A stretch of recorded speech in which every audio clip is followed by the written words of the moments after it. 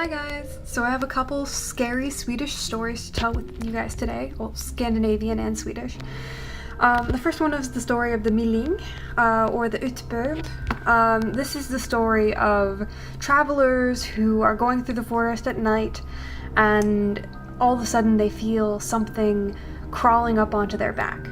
And it's something that's invisible and that can't be seen, but it keeps whispering, "Bring me to the cemetery, take me to the cemetery." And so this origin comes from the idea of children who have died and who have not been properly buried. In Nordic culture, it's very important that all people get a proper burial.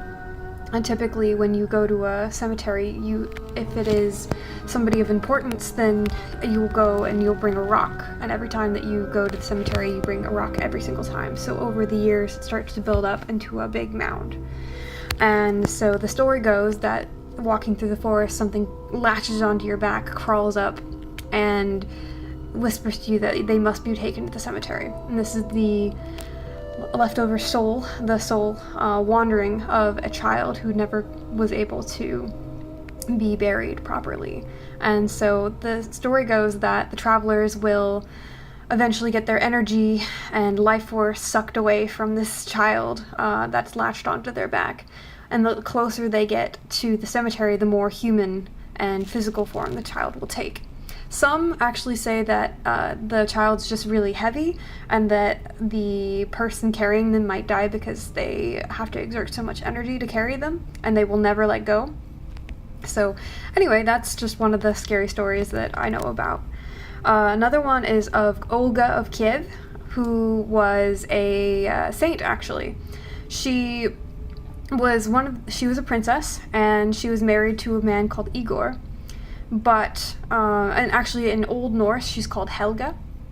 But anyway, her husband was killed by a separate tribe, and that tribe actually, after killing her husband, was just like, "Hey, we want you to come and marry our representative so that they can rule over this area."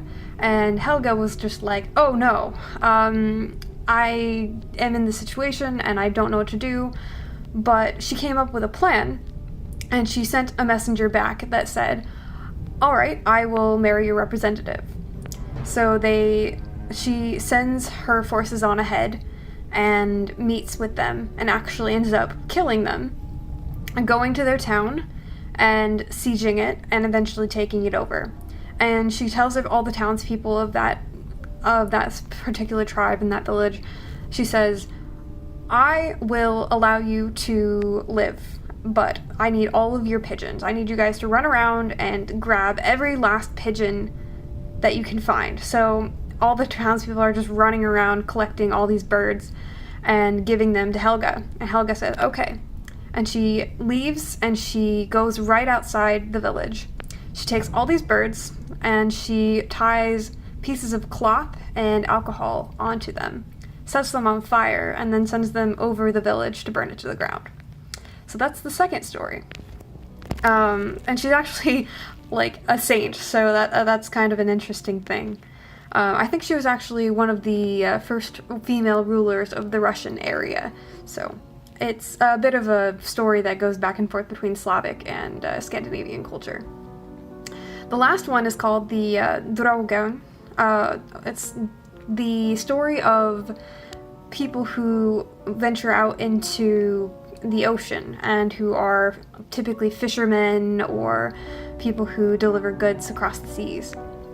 And the story goes is that when you're out in the ocean and your boat is shifting and rocking, you might see some seaweed drift to the top. And during storms and stuff, they claim to hear screaming. And the story goes is that when you see this seaweed man, a man literally covered in seaweed, he's dead and he's screaming at you to help him out of the water, that he will bring your entire boat down by pushing up seaweed between the cracks and pulling the boat apart. This comes from the idea that sometimes men were lost overboard during storms, and the souls of these men supposedly would come back to haunt other men who were at sea during storms or during bad times, winter, and so on and so such. So when people didn't come home after having to go on fishing trips or to deliver goods, then they were assumed to have become drunken.